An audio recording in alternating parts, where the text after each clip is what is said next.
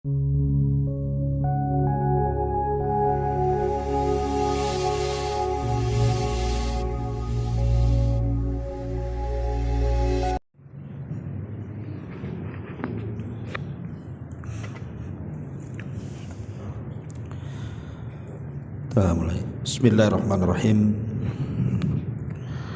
Assalamualaikum warahmatullahi wabarakatuh.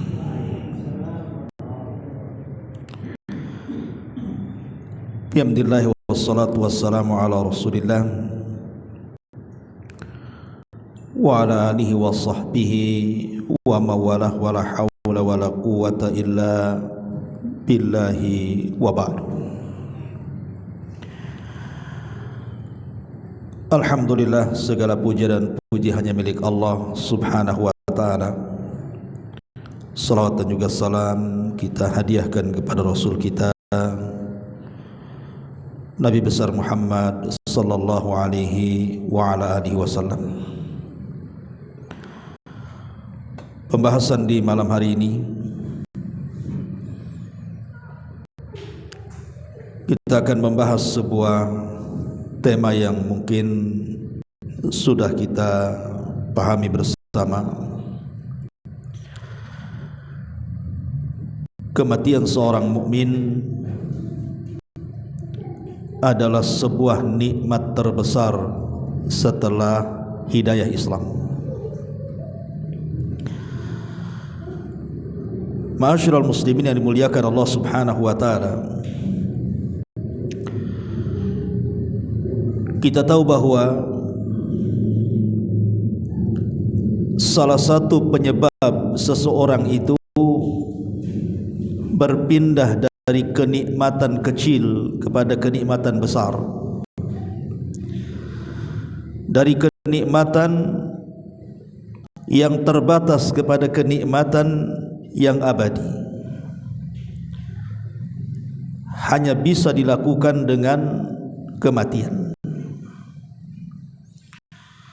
Sebab kalau orang tidak mati, selamanya dia tidak akan masuk surga. Bagaimana caranya? Beda alam. Makanya Imam Abul Qasim Al-Asfahani rahimahullahu ta'ala mengatakan, Al-mautu babun min abwabil jannah.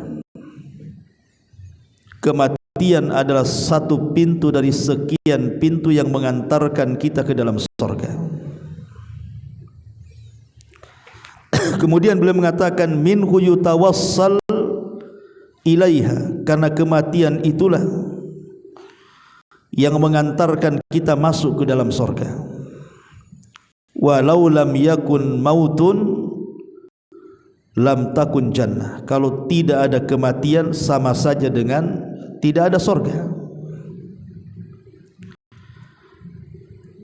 Dari sini Allah subhanahu wa ta'ala memberikan karunia kepada kita dengan adanya kematian. Allah subhanahu wa ta'ala berfirman, Alladzi khalaqal mauta wal hayata liyabluwakum ayyukum ahsanu amala wa huwal azizul ghafur.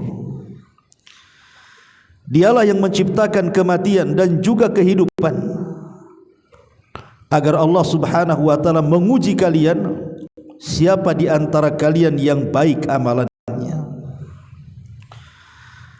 Perhatikan di sini Allah subhanahu wa ta'ala mendahulukan kalimat mati kemudian hidup. Alladzi khalaqal mauta wal hayata. Allah mendahulukan kalimat mati kemudian kalimat hidup. Apa maknanya? Maknanya adalah setelah kematian ada kehidupan yang sesungguhnya. Itulah alam akhir. Imma masuk ke dalam surga, imma masuk ke dalam neraka. Itulah kehidupan yang sesungguhnya.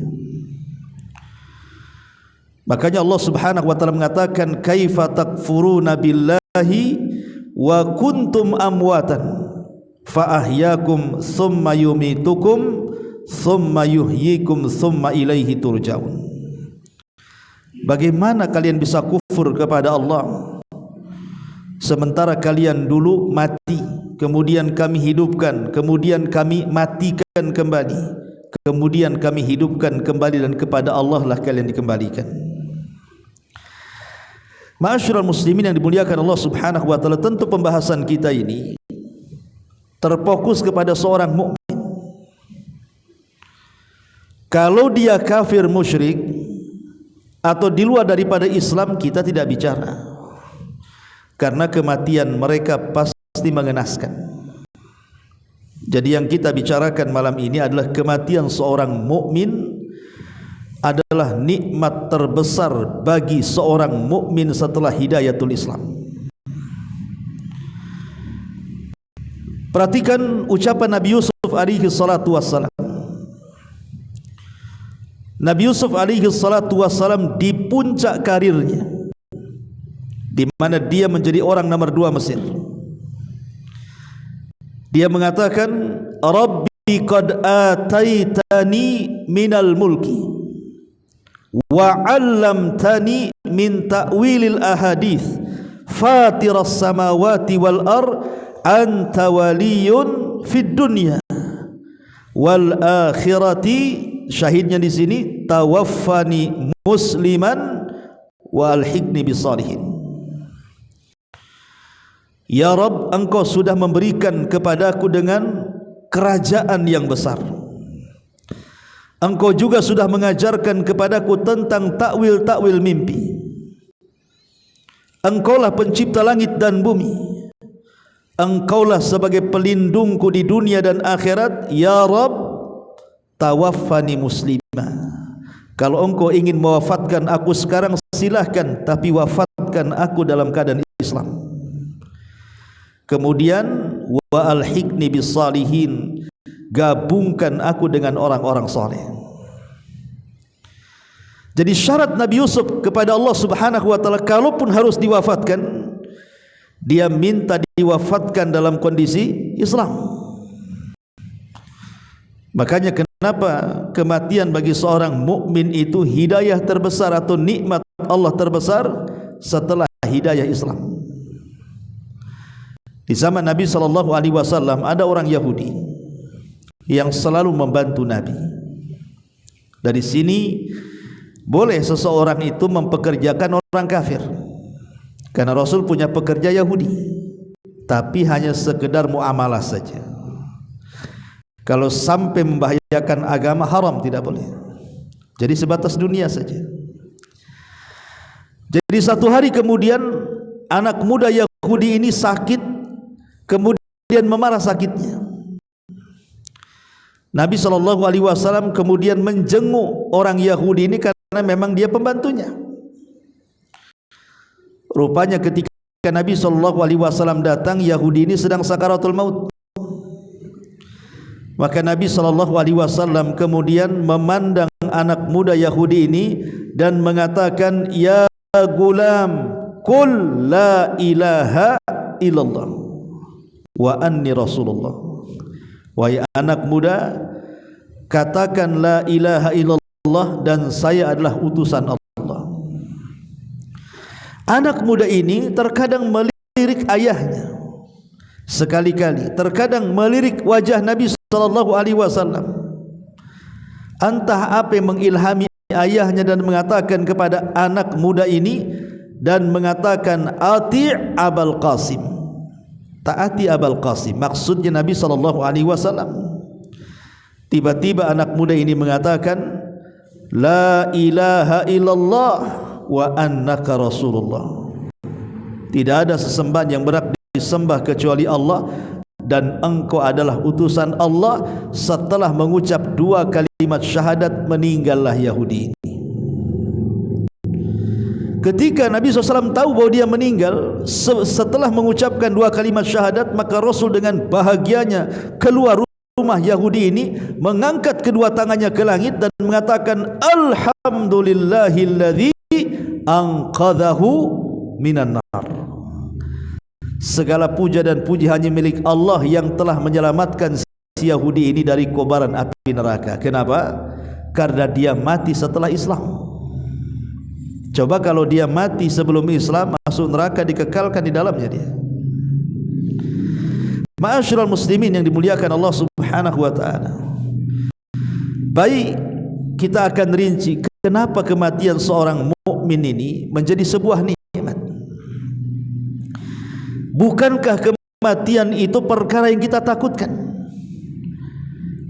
Allah yang mengatakan di dalam Al-Qur'anul Karim kan, wa ja'at sakratul mauti bil haqq dzalika ma kunta minhu tahid. Apabila datang sakaratul maut, rasa sakit saat kematian, dan itu sebuah kebenaran, itulah yang membuat kalian takut dari kematian. Siapa yang tidak takut dari kematian coba? Tidak ada, orang itu takut mati semua. Apalagi kalau sudah dikuasai oleh syahwat dalam kehidupannya, kejahilannya, takut akan dosa-dosanya, tidak tahu apa yang terjadi setelah kematiannya, makin takut lagi dia mati. Tapi kalau kita renungkan baik-baik, bagi seorang mukmin justru kematian itu yang ditunggu-tunggu, karena itu kenikmatan yang paling besar setelah hidayah Islam. Baik, kita akan tahu kenapa nikmat kematian itu lebih besar bagi kehidupan seorang mukmin setelah hidayah Islam. Pertama, ya, bahwa kematian seorang mukmin itu hakikatnya akan meraih 99 rahmat Allah yang tidak pernah Allah berikan kepada kita di dunia. Dalam hadis yang diriwayatkan dari Abi Hurairah radhiyallahu anhu dan tercantum dalam Sahih Muslim, Nabi sallallahu alaihi wasallam mengatakan, inna lillahi mi'ata rahmatin anzala minha rahmatan wahidatan bainal jinni wal insi wal bahaimi wal hawami fabiha yata'atafuna wa biha yatarahamuna wa biha ta'taful wahsyu ala waladiha wa akharallahu tis'an wa tis'ina rahmatan yarhamu biha ibadahu yaumal qiyamah. Apa kata Rasul? Allah itu memiliki 100 rahmat. Yang diturunkan Allah ke bumi ini cuma satu. Jadi dari 100 rahmat itu, yang Allah letakkan di bumi ini cuma satu rahmat saja. Dengan satu rahmat itulah Allah bagi-bagikan kepada jin, kepada manusia, kepada hewan-hewan ternak, kepada hewan-hewan buas dan yang semacamnya. Cukup dengan satu rahmat itulah kita bisa melihat manusia dengan yang lainnya sudah saling menyayangi. Bahkan hewan-hewan juga, termasuk hewan buas sekalipun, dia sayang kepada anaknya. Dan Allah Subhanahu wa taala akhirkan yang 99 rahmat itu kelak Allah akan berikan kepada hamba-hambanya pada hari kiamat. Subhanallah. Kalau satu rahmat saja yang Allah berikan kepada kita, kita bisa saksikan bagaimana sayangnya seorang anak kepada orang tua atau sebaliknya. Sayangnya kita dengan saudara-saudara kita dan yang lainnya. Bahkan hewan-hewan buas sekalipun, sekelas buaya, sekelas macan, sekelas harimau, mereka sayang dengan anak-anaknya. Itu semua rahmat Allah Subhanahu wa taala. Bagaimana yang satu rahmat saja kita bisa menyaksikan bagaimana kasih sayangnya makhluk dengan makhluk yang lainnya. Bagaimana kalau Allah berikan yang 99 itu kepada kita? Seperti apa sayangnya mereka dengan mereka yang lainnya? Dan itu tidak diberikan kecuali setelah kematian kita. Kalau kita tidak mati dapat satu saja, tapi kalau kita mati baru dapat 99 rahmat Allah Subhanahu wa taala. Makanya ketika ada seorang ulama, saya lupa namanya, ditanya, kalau seandainya engkau dihadapkan dengan sebuah hisab pada hari kiamat, dan yang menghisab dirimu adalah dua, satu ibumu atau orang tuamu, dan yang kedua adalah Allah Subhanahu wa taala. Kau milih dihisab oleh siapa? Oleh ibumu, oleh ayahmu, atau dihisab oleh Allah Subhanahu wa taala? Maka ulama ini mengatakan, tentu aku lebih mau dihisab oleh Allah dibandingkan kedua orang tuaku. Walaupun sayangnya orang tua kepada kita itu kan cuma satu rahmat saja, tapi sayangnya Allah kepada kita melebihi sayangnya orang tua kepada kita. Makanya ketika Nabi SAW menawan banyak tawanan hasil perang, kalau nggak salah perang Hunain. Jadi ada di antara tawanan itu seorang wanita kehilangan bayinya. Dia tawanan, kehilangan bayinya. Dicari-cari bayinya nggak ketemu. Setiap ada ibu yang menggendong bayi, diliriknya bayinya, jangan tuh bayinya. Tapi bukan pula itu bayinya. Sampai dia lelah, letih, putus asa mencari bayinya, tak ketemu-temu. Kemudian dia terduduk lemas. Setelah dia putus asa, terduduk lemas, tiba-tiba datang orang membawa bayinya. Coba, bagaimana tidak bahagia ibu ini? Kehilangan bayinya, sudah dicari sedemikian rupa tak ketemu-ketemu. Tiba-tiba ada yang mengantar. Apa tidak sayang ibu ini? Langsung diambilnya, langsung dipeluknya, langsung diteteinya. Pokoknya semua yang ada pada dirinya sudah enggak kepikir lagi, karena dia sudah sayang dengan anaknya. Tiba-tiba Nabi melirik kepada kejadian ini, kemudian memanggil para sahabatnya. Kata Nabi SAW, sediakan kayu bakar. Kemudian bakarlah kayu bakar itu. Setelah itu perintahkan ibu yang baru mendapatkan bayinya, lempar bayinya ke dalam api itu. Kata para sahabat, ya Rasulullah, tidak mungkin, mustahil dia mau melempar bayinya.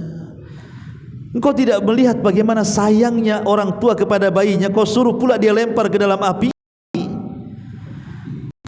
Kata Nabi SAW, demi Allah, Allah lebih sayang kepada kita dibandingkan orang tua itu kepada bayinya. Allah lebih sayang dengan kita. Jadi kematian seorang mukmin itu hakikatnya dia akan mendapatkan 99 rahmat Allah Subhanahu wa taala. Ini yang pertama. Kemudian yang kedua, kematian seorang mukmin itu hakikatnya dia telah mengistirahatkan dirinya dari kepenatan dunia. Dunia ini darul bala, tempat orang diuji, ikhwan. Tempat orang diuji dan diberikan musibah oleh Allah Subhanahu wa taala. Di dunia ini tidak bisa istirahat. Istirahat sekejap, bekerja lagi. Nanti kemudian tenang sesaat, banyak masalah lagi. Kemudian tertawa sesaat, banyak menangis lagi, dan begitu seterusnya kehidupan dunia ini. Kehidupan dunia ini tidak lepas daripada bahagia, sengsara, mudah, sulit, berkumpul, berpisah. Begitulah kehidupan dunia. Pasti lelah kehidupan dunia ini. Ada saat-saatnya kita lelah. Tetapi kematian seorang mukmin itu mengakhiri keletihan, kelelahan dan kepenatan dunia. Satu hari disebutkan dalam sebuah riwayat dari Qatadah Al-Harith ibn Rib'i radhiyallahu an, Abu Qatadah Al-Harith ibn Rib'i. Hadis ini dikeluarkan Imam Bukhari dalam sahihnya. Jadi Nabi SAW melihat jenazah yang diusung oleh para sahabat. Ada jenazah yang diusung oleh para sahabat. Kata Nabi SAW, mustarih wa mustarahum minhu. Mustarih wa mustarahum minhu. Rasul mengatakan di hadapan para sahabatnya, bisa saja jenazah itu dia akan beristirahat dari penatnya dunia, atau bisa saja jenazah itu orang lain yang beristirahat dari dia. Rasul mengatakan bisa saja dia yang beristirahat, setelah kematiannya atau orang lain beristirahat dari dia. Sahabat bertanya, apa maksudnya? Maka kemudian Rasul mengatakan, ammal mustarih, adapun yang disebut mustarih, dia beristirahat dari kepenatan dunia, adalah al-abdul mu'min yastarih min nasabid dunya wa adhaha ila rahmatillahi azza wa jalla. Adapun mustarih adalah seorang hamba mukmin yang beristirahat dari kepenatan dan dari keletihan dunia dan seluruh yang akan mengganggunya menuju ke rahmatan Allah Subhanahu wa taala. Adapun mustarahu minhu adalah al-abdul fajir yastarihu minhul ibadu wal biladu wasyajar wad-dawab. Seorang hamba yang jahat di mana manusia merasa istirahat dengan kematiannya, negeri-negeri merasa beristirahat dari kematiannya, pohon-pohon merasa beristirahat dari kematiannya, binatang-binatang merasa istirahat dari kematiannya. Sebab kalau dia hidup, dia jahat masalahnya. Makanya kalau dia mati, maka semua makhluk hidup beristirahat dari kematiannya. Tinggal milih, kita ini kematiannya akan mustarih atau mustarahu minhu. Maka kematian seorang mukmin itu adalah mustarih, dia akan beristirahat dari kepenatan dunia. Ma'asyiral muslimin yang dimuliakan Allah Subhanahu wa taala, ini yang kedua. Yang ketiga, kematian seorang mukmin itu akan memperjumpakan kita dengan Allah Subhanahu wa taala. Akan memperjumpakan kita dengan Allah Subhanahu wa taala. Dalam sebuah hadis Nabi sallallahu alaihi wasallam mengatakan, dalam hadis ini terdapat dalam riwayat Aisyah ummul mukminin radhiyallahu anha. Apa kata Nabi sallallahu alaihi wasallam? Man ahabba liqa Allah ahabballahu liqa'ah, wa man kariha liqa Allah karihallahu liqa'ah. Barang siapa yang cinta berjumpa dengan Allah, maka Allah akan cinta berjumpa dengan dia. Barang siapa yang benci berjumpa dengan Allah, Allah pun benci berjumpa dengan dia. Aisyah mengatakan, ya Rasulullah, ahwal mautu, apa yang kau maksudkan itu kematian? Barang siapa yang cinta berjumpa dengan Allah, Allah cinta berjumpa dengan dia. Barang siapa yang benci berjumpa dengan Allah, Allah benci dengan dia. Apakah yang anda maksudkan kematian, wahai Rasul? Ini kata Aisyah.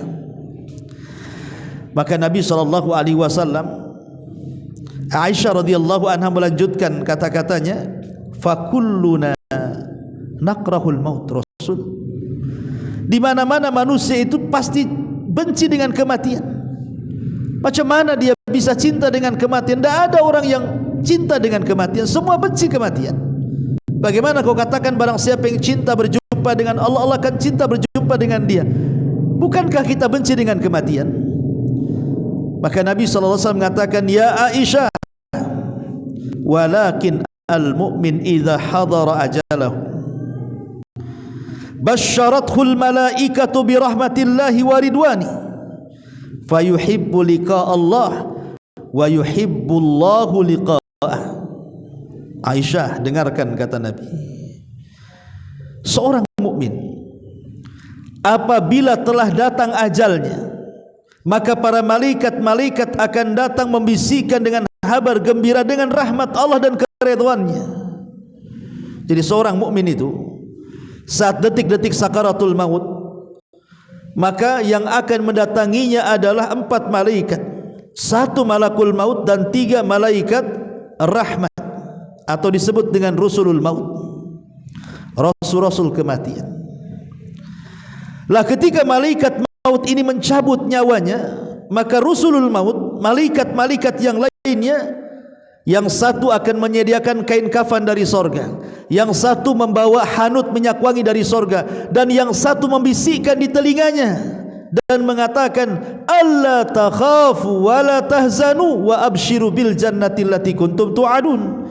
engkau jangan takut, engkau jangan sedih, sorga sudah menantimu. Bayangkan kalau kita dibisikkan seperti itu saat kematian, apa enggak bahagia kita? Pasti ketika itu kita ingin segera berjumpa dengan Allah. Maka Aisyah radhiyallahu anha dijelaskan oleh Nabi, wahai Aisyah, maksud kalimat barang siapa yang cinta berjumpa dengan Allah, Allah cinta berjumpa dengan dia itu karena seorang mukmin itu apabila saat sakaratul maut akan dibisikkan di telinganya, jangan takut, jangan sedih, sorga Allah sudah menantimu. Kemudian diletakkan di kain kafan dari sorga, minyak wangi dari sorga, kemudian diangkat ke langit dan diperjumpakan dengan Allah subhanahu wa ta'ala. Maka dia sangat ingin berjumpa dengan Allah dan sangat suka berjumpa dengan Allah, maka Allah pun sangat senang berjumpa dengan dia. Ketika berjumpa dengan Allah setelah melewati langit ketujuh, maka Allah katakan kembalikan ruhnya ke dalam jasadnya, letakkan catatannya fil illiyin. Ma'asyiral muslimin yang dimuliakan Allah subhanahu wa ta'ala, dari sini kita tahu bahwa kematian seorang mukmin itu hakikatnya dia akan berjumpa dengan Allah. Bagaimana tidak nikmat? Itu sebuah nikmat yang sangat besar. Kematian memperjumpakan kita dengan Allah subhanahu wa ta'ala. Ini yang ketiga. Yang keempat, kematian seorang mukmin itu menyedikitkan keburukan dan menyedikitkan maksiat dia kepada Allah azza wa jalla. Kita tahu bahwa seburuk-buruk manusia adalah yang panjang umurnya, buruk pula amalnya. Tapi sebaik-baik manusia adalah yang panjang umurnya, baik pula di amalannya. Artinya kalau seandainya orang ini tidak baik amalannya, maka umur pendek lebih baik bagi dia dibandingkan umur panjang. Tapi kalau dia baik amalnya, maka umur panjang bagi dia lebih baik daripada umur pendek. Makanya Abu Hurairah radhiyallahu an menukilkan hadis dari Nabi sallallahu alaihi wasallam dan mengatakan, la yatamannayanna ahadakumul maut imma muhsinan fala'allahu yazdad wa imma musian fala'allahu yasta'tib. Janganlah salah seorang di antara kalian itu berangan-angan ingin mati, sebab kalau seandainya dia itu orang baik, bisa dia tambah pahala kebaikannya. Kalau dia orang jahat, adalah waktu untuk bertobat. Tapi kalau seandainya ada seorang mukmin, dia orangnya baik, orangnya taat kepada Allah azza wa jalla, tiba-tiba dipendekkan umurnya, maka itu kenikmatan besar bagi dia. Kenapa? Karena Allah tidak memberikan kesempatan umur panjang, nanti dia terjerumus kepada su'ul khatimah. Ya. Boleh jadi kalau seandainya awalnya dia istiqomah, akhirnya kemudian berubah. Nah, siapa yang tahu? Makanya kan ada istilah di masyarakat itu, kalau ada orang baik tiba-tiba meninggal, iya memang orang baik itu cepat mati katanya. Orang jahat itu tuh sebelah tuh tak mati-mati katanya. Didoakan satu RT pun tak mati-mati. Kan ada itu istilah di masyarakat itu. Ya. Kasihan orang baik kok cepat mati gitu. Sebenarnya yang kasihan orang yang ngomong kasihan, karena dia meninggal. Kalau memang dia itu orang taat, orang baik, justru itu kenikmatan terbesar bagi kehidupan dia. Kenapa? Dengan meninggalnya dia beristirahat. Dengan meninggalnya dia tidak diberikan kesempatan untuk maksiat lagi. Yang dibawa hanya ketaatannya ke dalam liang lahat. Maka kematian seorang mukmin itu hakikatnya memberhentikan dari maksiat dan dosa. Ma'asyiral muslimin yang dimuliakan Allah subhanahu wa ta'ala, apalagi ini yang keempat. Yang kelima, kematian seorang mukmin itu ikhwan, kenapa disebut sebuah nikmat terbesar setelah hidayah Islam? Karena dia akan memanen apa yang dia tanam di dunia selama hidupnya. Sekarang apa gunanya antum sholat, hadir di majelis taklim, bersedekah umrah dan haji menghabiskan biaya, kemudian berzikir, membaca Al-Quran. Untuk apa coba? Kalau bukan kita ini ingin mengambil hasilnya. Karena ada istilah para ulama itu, ad-dunya mazra'atul lil akhirah. Dunia ini tempat bercocok tanam, kelak hasilnya itu dipanen di akhirat. Jadi kalau kita menanam kebaikan di dunia, kita akan menuai kebaikan di akhirat. Kalau kita tanam keburukan di dunia, kita akan menuai keburukan di akhirat. Jadi hakikat kematian seorang mukmin itu hakikatnya dia akan memanen apa yang sudah dia amalkan di dunia. Dia akan mendapatkan apa yang selama ini dia lelah letihkan di dunia. Dari solat dia, solat malam dia, dari puasa dia, dari jihad dia, baca Quran dia. Nanti kita akan tahu apa hasilnya di akhirat. Kalau di dunia kan tidak tahu hasilnya. Antum solat 5 waktu gebak-gebuk sana sini, lelah letih, ngantuk-ngantuk tengah malam solat, apa loh hasilnya? Kan belum nampak tuh. Ya ada hasilnya nampak sedikit di dunia, tapi hasil yang sesungguhnya kelak akan tampak setelah kematian kita. Baru kita tahu apa itu manfaat solat. Makanya kenapa orang-orang yang mati saja, baru saja dia mati, dia akan mengatakan kepada Allah Subhanahu wa taala, Rabbi laula akhartani ila ajalin qarib fa asaddaqa wa akum minas salihin. Ya Rabb, kalau kau hidupkan aku sesaat saja ke bumi, tentu aku akan sedekahkan semua hartaku daripada jadi rebutan ahli waris. Tentu aku akan bergabung dengan orang saleh, hadir di majelis taklim, rajin solat, rajin puasa, dan begitu seterusnya. Itu angan-angan orang yang mati itu. Karena dia tahu, oh beginilah hasil panen dia setelah lelah letihnya beribadah sebelum kematiannya. Jadi hakikat kematian seorang mukmin itu dia hendak memanen hasil sebenarnya. Apa yang sudah diupayakan di dunia. Ma'asyiral muslimin yang dimuliakan Allah Subhanahu wa taala, ini yang keenam. Kemudian yang ketujuh, liqa al-ahibbah. Dengan kematian seorang mukmin adalah sebuah nikmat yang besar setelah hidayah Islam.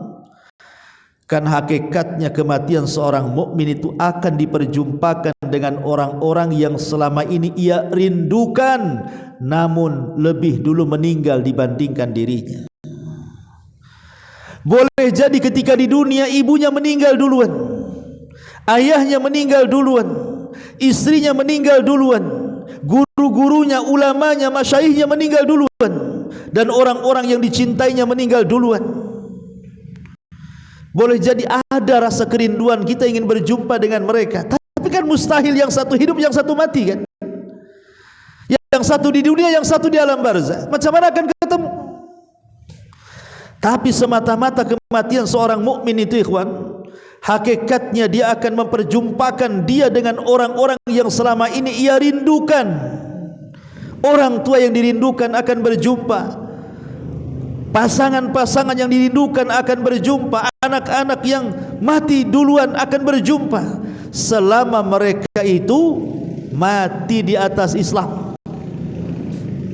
Kalau mereka mati kafir, yang akan berjumpa. Tapi kalau mereka matinya di atas Islam, maka Allah akan perjumpakan kita dengan mereka. Ma'asyiral muslimin yang dimuliakan Allah Azza wa Jalla, bukan hanya setakat berjumpa dengan ibu kita yang beriman, ayah kita yang beriman, anak kita yang masih fitrah meninggal, pasangan-pasangan kita, hatta dengan Nabi sallallahu alaihi wasallam dan orang-orang saleh, para syuhada, para siddiqin, para salihin, kita akan berjumpa dengan mereka. Bilal ibn Rabah saat detik-detik wafatnya, istrinya kemudian mengatakan di hadapan Bilal yang sedang sakaratul maut, dia mengatakan, wa huzna, wa huzna, alangkah kasihannya suamiku, katanya. Alangkah kasihannya suamiku, kata istrinya Bilal nih. Bilal sedang sakaratul maut nih. Kata Bilal, jangan kau katakan seperti itu, tapi katakanlah ya farha, bergembiralah, bergembiralah. Kemudian Bilal mengatakan gadan nalqal ahibbah Muhammadan wa hizbah. Dia mengatakan besok saya akan berjumpa dengan orang yang saya cintai, Muhammad dan para pengikutnya, katanya. Padahal besok mau mati dia, tapi dia ngomong kepada istrinya, besok saya akan berjumpa dengan Muhammad, besok saya akan berjumpa dengan para pengikutnya, para sahabatnya. Dengan yakinnya Bilal, ya, karena kita akan berjumpa dengan mereka. Kalau kematian kita ini dan kematian mereka itu di atas Islam, alladzina amanu wattaba'athum dzurriyyatuhum biimanin alhaqna bihim dzurriyyatahum, orang-orang yang beriman kemudian menularkan keimanannya kepada keluarga besarnya, maka kelak pada hari kiamat mereka akan ditemukan dan digabungkan karena keimanannya. Dahulu di zaman Rasul ada seorang sahabat namanya Thauban. Thauban ini maulan Nabi, pembantu Nabi. Dia orang yang paling cinta dengan Nabi. Kalau tidak memandang wajah Nabi sakit dia. Jadi setiap hari itu harus memandang wajah Nabi, entah pagi, entah siang, entah sore, entah malam. Jangan sampai satu hari itu tidak memandang wajah Nabi. Qadarullah, Nabi safar, entah keperluan jihad atau apa namanya, dan itu berhari-hari. Karena menahan kerinduan Thauban ingin menatap wajah Rasul, akhirnya dia jatuh sakit. Thauban ini jatuh sakit karena lama Rasul tidak pulang. Akhirnya dia kurus, tidak sanggup untuk mengangkat badan dari pembaringannya. Sampailah Nabi SAW datang dari safar. Dilaporkan bahwa Thauban pembantunya bekas maulanya sakit. Datanglah Nabi SAW ke rumah Thauban dan mengatakan, ma sya'nuka ya Thauban, ada apa dengan engkau wahai Thauban? Kenapa kau seperti ini? Kenapa kau sakit parah seperti ini?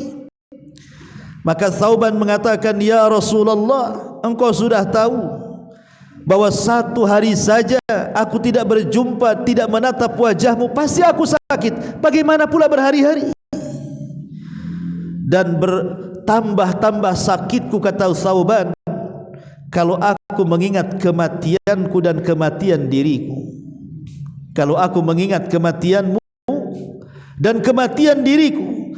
Sebab kalau kita sama-sama meninggal wahai Rasul, pasti Allah letakkan kau di sorga yang paling tinggi, aku pula diletakkan di sorga yang paling rendah. Itu pun kalau masuk sorga.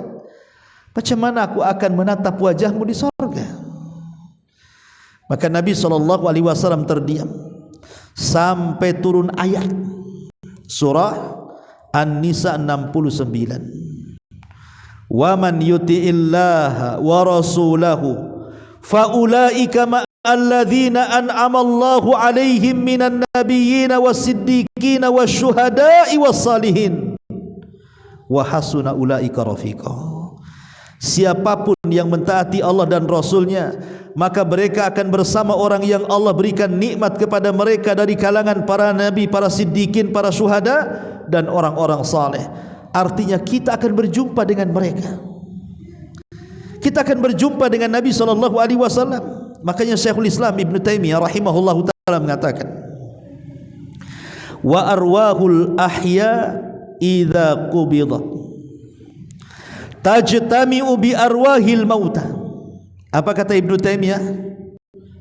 Adapun ruh-ruhnya orang yang hidup apabila dicabut, maka mereka akan dikumpulkan bersama ruh-ruh orang yang sudah meninggal sebelumnya.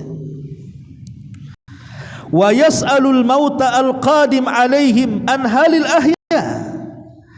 Maka ketika mereka berjumpa nih ruh-ruh nih yang mati duluan, akan berkata kepada orang yang mati belakangan tentang kehidupan apa yang mereka tinggalkan di dunia. Seperti mengatakan, ma fa'ala fulan, apa yang dilakukan tetangga si fulan, dia kan masih hidup belum mati.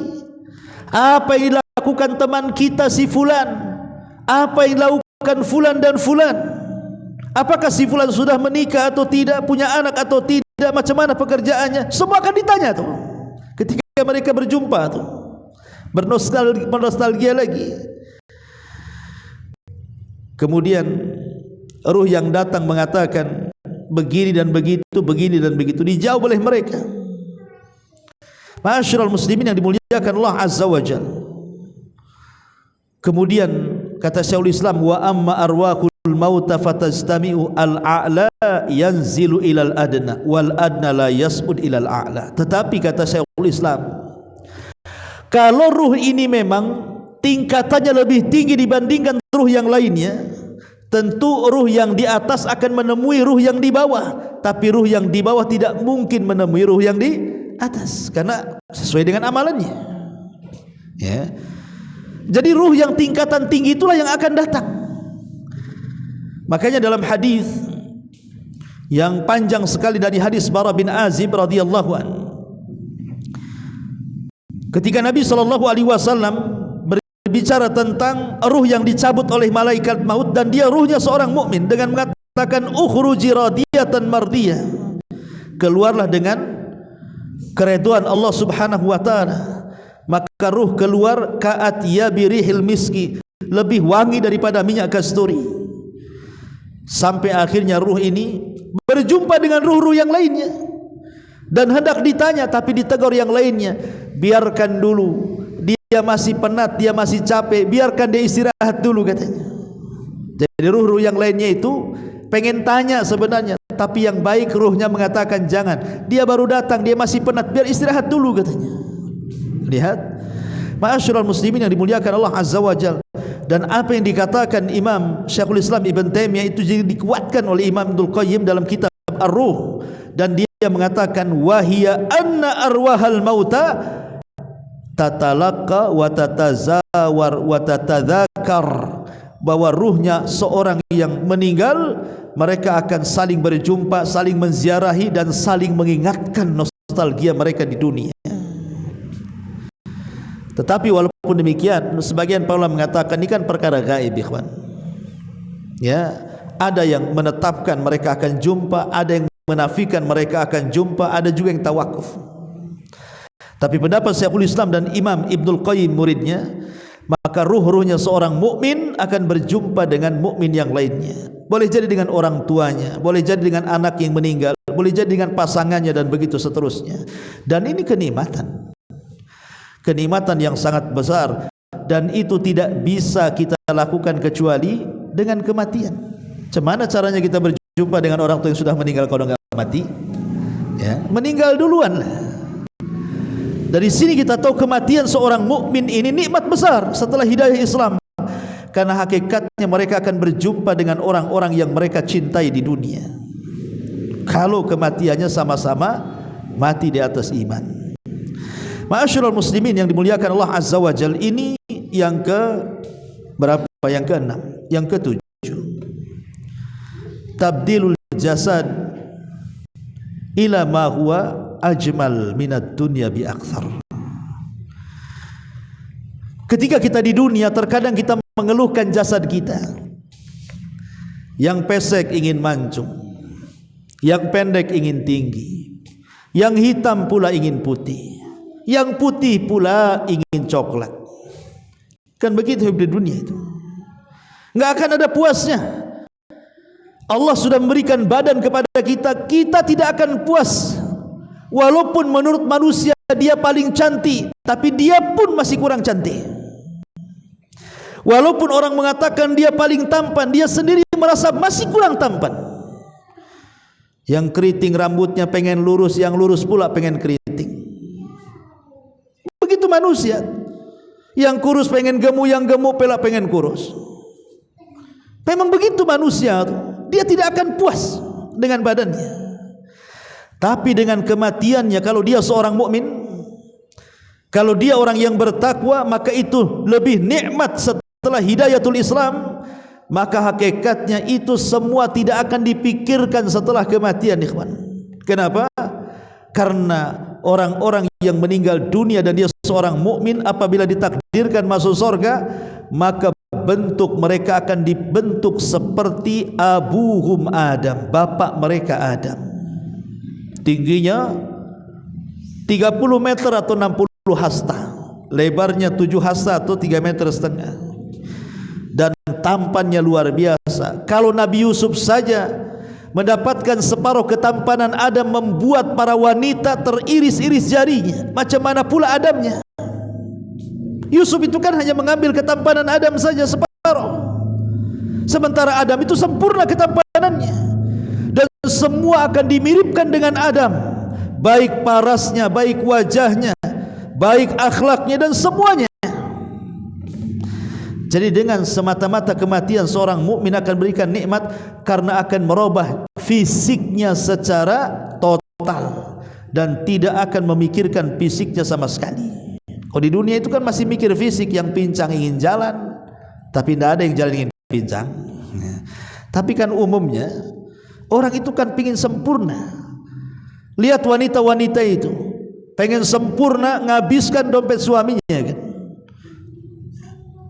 Akhirnya apa? Beli skanker, apa itu istilahnya? Skanker, istilah wanita itu nggak paham saya. Ya. Bedak-bedak nggak tahulah istilah-istilah mereka itu. Tapi itu tak murah harganya, mahal pula itu.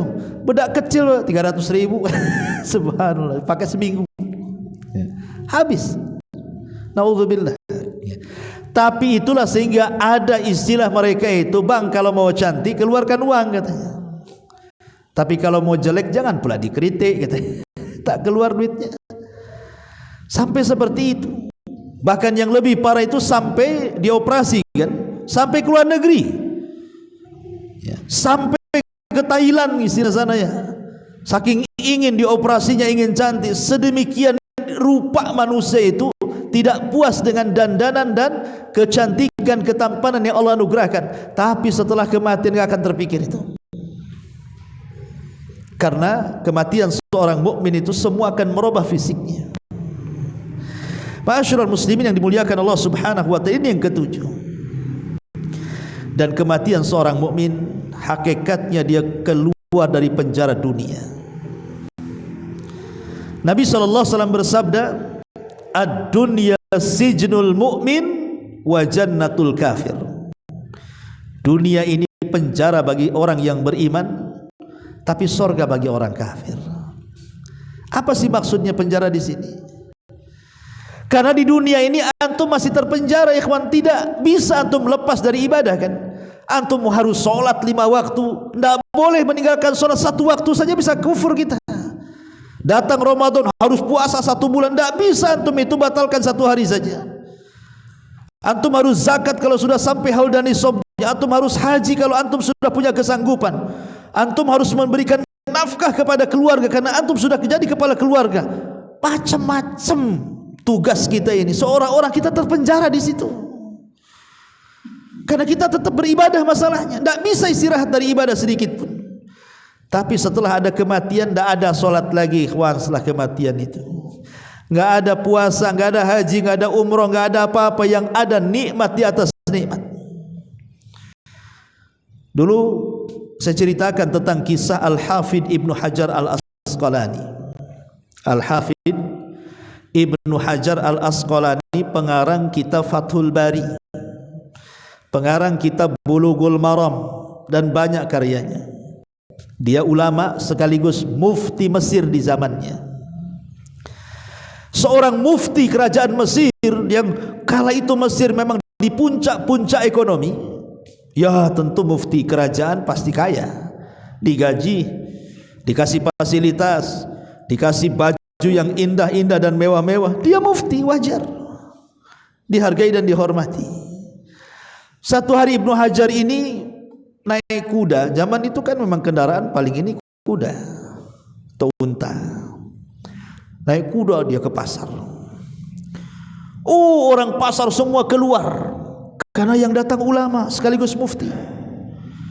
Sebagian mereka ada yang hanya ingin salaman saja, ingin mengucapkan salam saja. Sebagian mereka bertanya soal agama, macam-macam, sampai pasar kosong karena semua orang muni Al-Hafidh Ibnu Hajar Al-Asqalani.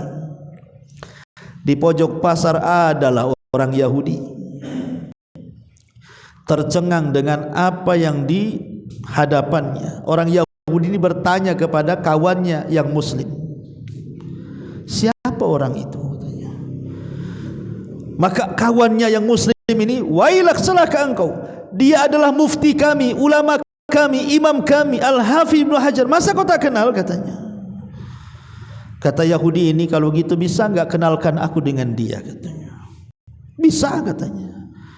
Dibawalah orang Yahudi ini sama seorang muslim ini, meringsek ke keramaian orang sampai persis di depan Al-Hafidh Ibnu Hajar. Kemudian orang Yahudi bertanya kepada Al-Hafidh Ibnu Hajar, ya imam, saya ingin bertanya, boleh tidak? Saya ini Yahudi. Oh boleh, katanya. Maka kemudian Yahudi ini mengatakan, ya imam, saya mendengar dalam agamamu, katanya, bahwa dunia ini penjara bagi orang yang beriman, sorga bagi orang kafir. Apa enggak terbalik, katanya? Saya lihat engkau senang hidupnya, lihat kendaraanmu mewah, lihat bajumu megah, gajimu tinggi, kau dihargai, dihormati, mana ada penjara bagimu, katanya. Tapi lihat saya orang Yahudi yang di matamu dianggap kafir, saya kere, saya miskin, saya belangsak, katanya. Tidak ada yang menghargai saya, tidak punya kendaraan, tidak punya baju megah, dan begitu seterusnya. Apa enggak terbalik tuh hadis itu, katanya? Orang Yahudi ini mengatakan kepada Al-Hafidh Ibnu Hajar, mengatakan, apa enggak terbalik hadis itu? Harusnya dunia ini sorga bagimu, neraka bagiku, katanya. Tapi karena syubhat ini bukan diberikan kepada kita. Kalau diberikan kepada kita mungkin pusing kita jawabnya. Tapi syubhat ini diberikan kepada ulama, gampang saja jawabnya, karena sudah siap dengan jawabannya. Dia alim. Apa kata Al-Hafidh Ibnu Hajar? Hei Yahudi, katanya, tetap saja walaupun aku seperti ini, dunia ini penjara bagiku, katanya. Aku masih tidak boleh meninggalkan sholat, aku tidak boleh meninggalkan puasa Ramadan, aku harus zakat, aku harus haji, aku harus begini. Kapan aku istirahat?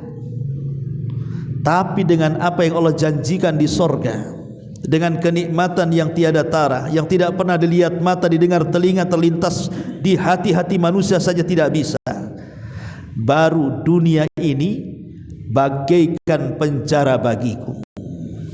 Tapi engkau, kata Al-Hafidh Ibnu Hajar kepada Yahudi, dibandingkan dengan apa yang Allah akan janjikan kepadamu dengan neraka yang berkobar-kobar itu, di dunia bagimu itu sorga. Sebab kalau kau masuk neraka pasti ingin balik ke dunia, katanya.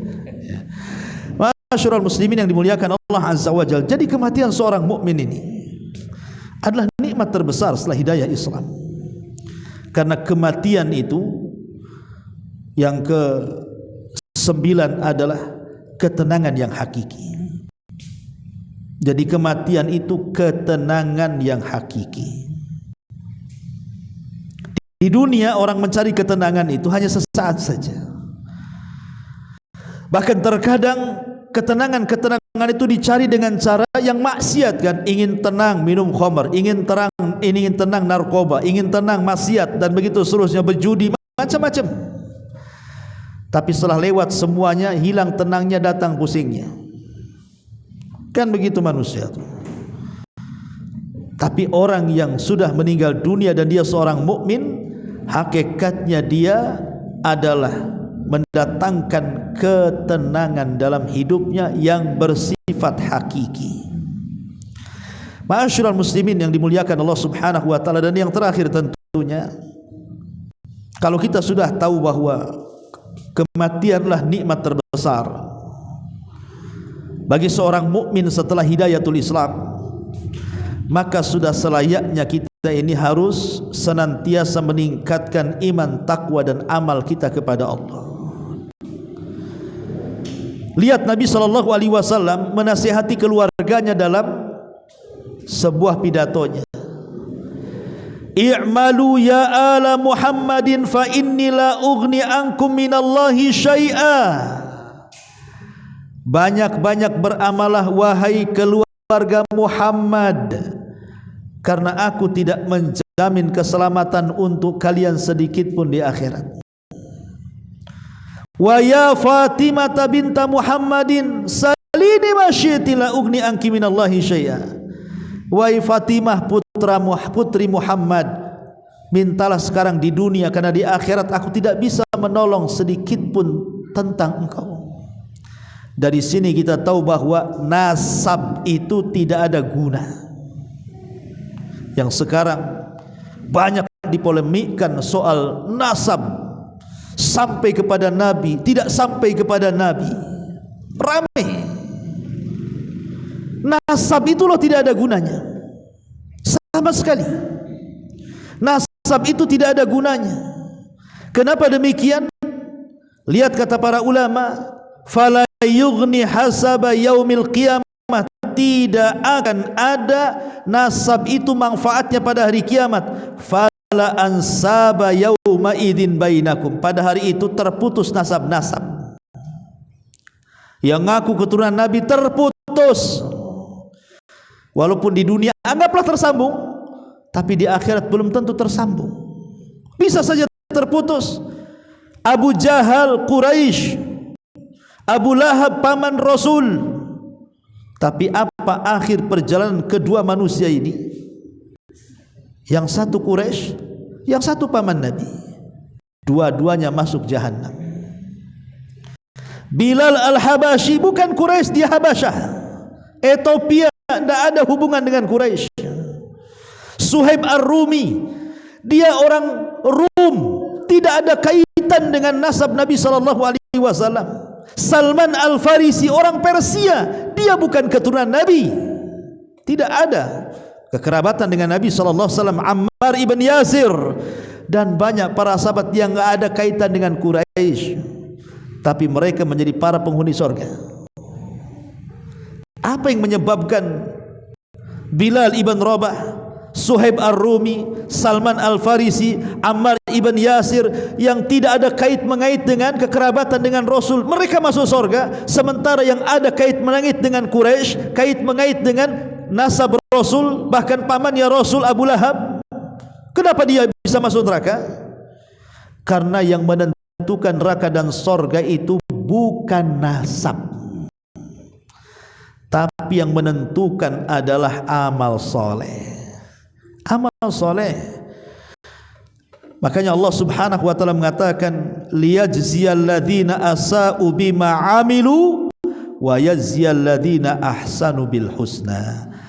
Allah akan membalas orang-orang yang berbuat jahat dengan amalan mereka, sebagaimana Allah juga akan membalas kebaikan yang mereka lakukan dari amal soleh, kebaikan mereka di dunia.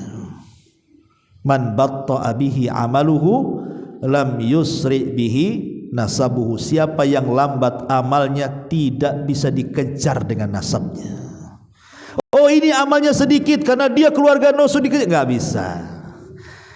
Nasab itu tidak bisa mengejar amal, karena amal lah yang menentukan, bukan nasab. Ma'asyiral muslimin yang dimuliakan Allah Subhanahu wa taala, maka tingkatkan keislaman kita, minta kepada Allah Azza wa Jal, wala tamutunna illa wa antum muslimun, janganlah kalian diwafatkan kecuali di atas Islam. Wallahu a'lam bishawab. Sebelum saya tutup, kalau ada yang bertanya silakan, kalau tidak ada kita